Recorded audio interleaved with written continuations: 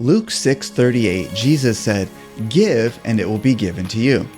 Preachers influenced by word faith, prosperity gospel theology teach this means give to God or to your church, and you'll receive even more. Is that true? I'm Pastor Brian Holmes with MPowered Christian Ministries, empowering you to make disciples and advance God's kingdom globally. Today's lesson is called Give and it will be given to you.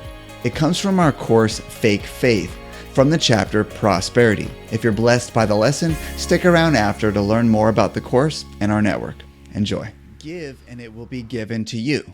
Luke 6, verse 38.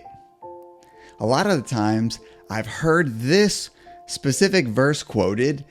It's interpreted to mean this: give money to God or to ministries or to the church or to a certain pastor, and it will be given back to you. A good measure, pressed down, shaken together, and running over, will be poured into your lap. For with the measure you use, it will be measured to you. Basically, give money to God, and He will give even more back to you. Give money to the church or to a certain ministry, and it will be given even more back to you. Is that what this is teaching? Well, certainly we can learn a principle here that whatever we do, we can expect the same and even more back in return. This is sort of the same idea as you reap what you sow. So, is it possible that if we do give generously to God or to others, that we could have others be generous back to us? Yes, there's a certain principle there where that may have a truism to it. It's not a universal principle, meaning that if I give one, then I receive 100-fold back in return. It's possible I could give a person $1 today, and it's not a guarantee that they're going to give it back to me. In fact, somebody could even come and steal from me the next day. It's not like these things are universal principles, but there is a truism that if I tend to have a generous lifestyle, I'm more likely to benefit from others being generous towards me as well. But is that actually what this is teaching? Well, first, we're going to zoom out and take a look at more of the context. We see here again in Luke chapter 6, verse 38, we can see it highlighted there, the verse in question. Right above that, it says, "Do not judge, and you will not be judged. Do not condemn, and you will not be condemned. Forgive, and you will be forgiven." Now, who has the right to judge us, to condemn us, or to forgive us? God. So God is saying, do not judge others, and God won't judge us. Do not condemn others, God will not condemn us. Forgive others, and God will forgive us.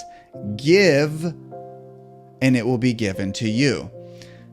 Whatever we give, we will receive more in response. So what are we giving here? Are we giving money? No.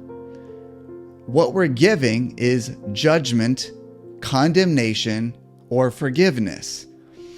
If we judge others, we will receive more judgment in response. We will receive a good measure of judgment poured over into our lap. If we forgive others, we will receive gracious amounts of forgiveness ourselves. So this is not talking about money. This is talking about something else, actually much more important. In verse 41, he says, "Why do you look at the speck of sawdust in your brother's eye and pay no attention to the plank in your own eye? How can you say to your brother, 'Brother, let me take the speck out of your eye,' when you yourself fail to see the plank in your own eye? You hypocrite! First take the plank out of your own eye, and then you will see clearly to remove the speck from your brother's eye." So the thing we're being asked to give is forgiveness, right judgment, discernment, wisdom. And then if I just scroll up, you can see what Jesus was talking about right before he said this. love your enemies, do good to them, lend to them without expecting to get anything back, then your reward will be great and you will be children of the Most High, because He is kind to the ungrateful and wicked.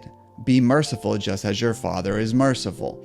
So the giving that we are giving is love to our enemies, good to anyone, even our enemies, mercy.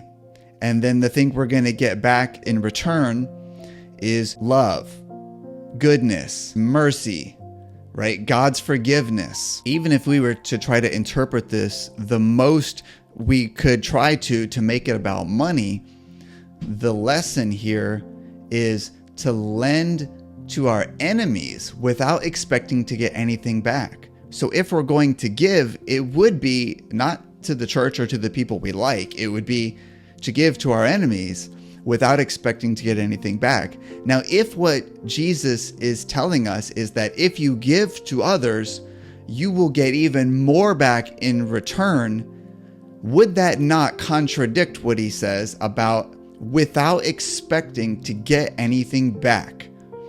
We should not be expecting to get anything back. Now, obviously, we're not going to get anything back from our enemies, but I think also we shouldn't be expecting to get anything back from God either, right?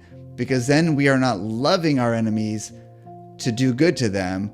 We're doing it to get something back ourselves. There's a selfish motivation for why we're doing it in the first place. But another thing to notice, that this statement right here, it's right after the do not judge or you will be judged, and right before the why do you look at the speck of sawdust in your brother's eye?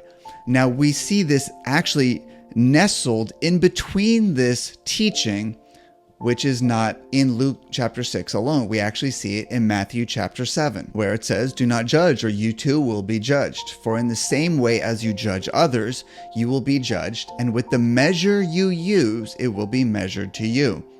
Why do you look at the speck of sawdust in your brother's eye and pay no attention to the plank in your own eye? How can you say to your brother, let me take the speck out of your eye, when all the time there's a plank in your own eye? You hypocrite! First take the plank out of your own eye, and then you will see clearly to remove the speck from your brother's eye. Do not give dogs what is sacred. Do not throw your pearls to pigs. If you do, they may trample them under their feet and turn and tear you to pieces. Let's look at these side by side. We can actually see that this is part of the same teaching. Matthew 7, we're highlighting, do not judge, or you too will be judged. For in the same way as you judge others, you'll be judged. And with the measure you use in your judgment, it will be measured to you. If you judge others and show mercy and forgiveness and love and kindness and generosity, then God will use that same measure to you. Give, and it will be given to you.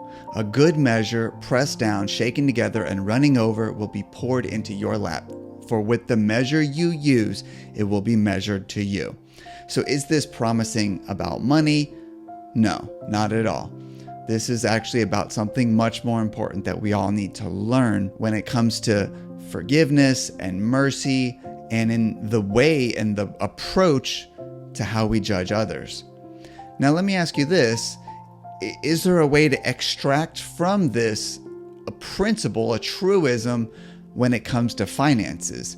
Well, yes. Like I said at the onset, if we are more generous with other people or with the church, it's more likely that God will be generous and bless us. So there's a truism here, but it's not a guarantee. It's not a promise from God, and it's not even specific. Just because we give a lot of financial blessing to someone, or we give a lot of mercy, or we give a lot of forgiveness, or we give a lot of encouragement, or we give a lot of hope, or we give a lot of something to somebody, that's not a promise that God's going to give us the exact same thing. It just means if we're generous with others, God's going to be generous with us. So we may give a lot of love, and God may give a lot of forgiveness. We may give a lot of generosity with finances, and God may give a lot of encouragement or a lot of hope or a lot of blessing in some other area of our life. What we receive from God is not necessarily going to be the exact same thing we give to others. We're going to give what we have a lot of to those who are in need of that thing. God is going to give in the area that we need. Now, if we need our finances to be blessed, like let's say we are in poverty, then God is more likely to bless us in that area. And then let's say God gives us the gift of encouragement as a spiritual gift, and we see others who are lacking hope or encouragement, and we give a lot of what we have. So we give a lot of the gift God has given to us in order to bless those who need it. And then those who God has blessed maybe with finances will bless us with finances. But it's not a one-to-one ratio, and we don't want to take this message and this text and use it as a universal promise to all people, because it's absolutely not that. And if anything, if it was a universal message to all people, it's to apply judgment and condemnation and forgiveness more than anything else. What also is taught in Luke chapter 6, just above what we see in verse 38, this is part of Jesus' Sermon on the Mount, where he looks at his disciples in verse 20 and says, "Blessed are you who are poor, for yours is the kingdom of God. Blessed are you who hunger now, for you will be satisfied. Blessed are you who weep now, for you will laugh. Blessed are you when people hate you, when they exclude you and insult you and reject your name as evil because of the Son of Man. Rejoice in that day and leap for joy, because great is your reward in heaven, for that is how their ancestors treated the prophets." So he says, you're blessed if you're poor, hungry, weeping, and people hate you, but you have treasures in heaven. Is he then going to say that now is the time for you to receive all of your blessings and prosperity? No. In fact, he says the exact opposite. Verse 24, he says, "But woe to those who are rich, for you have already received your comfort. Woe to you who are well fed now, for you will go hungry. Woe to you who laugh now, for you will mourn and weep. Woe to you when everyone speaks well of you, for that is how their ancestors treated the false prophets." He goes on to say, "Bless those who curse you. Love your enemies. Do good to those who hate you. If someone takes your coat, do not withhold your shirt from them. Give to everyone who asks of you. If anyone takes what belongs to you, do not demand it back." Verse 35, he says, "But love your enemies, do good to them, lend to them without expecting to get anything back. Then your reward will be great, and you will be children of the Most High, because he is kind to the ungrateful and wicked. Be merciful just as your Father is merciful." So he says, you're going to have less in this life. In fact, I want you to be willing to even give what little you do have to others, even those who are your enemies, who stole from you, so that you're more like Jesus, you're more like your Father, who is also merciful. He's also kind to the ungrateful and wicked. But you will be blessed in the life to come. You're storing up treasures in heaven now, and you will have more in the life to come. So don't focus so much on what you have in this life. Give away what you have in this life to be more like Jesus, to be more like the Father, and you will be blessed in the life to come. In other words, the exact opposite of how the prosperity gospel proponents would have you believe what it means to give, and it will be given to you. I hope that lesson empowered you to be a better disciple of Jesus.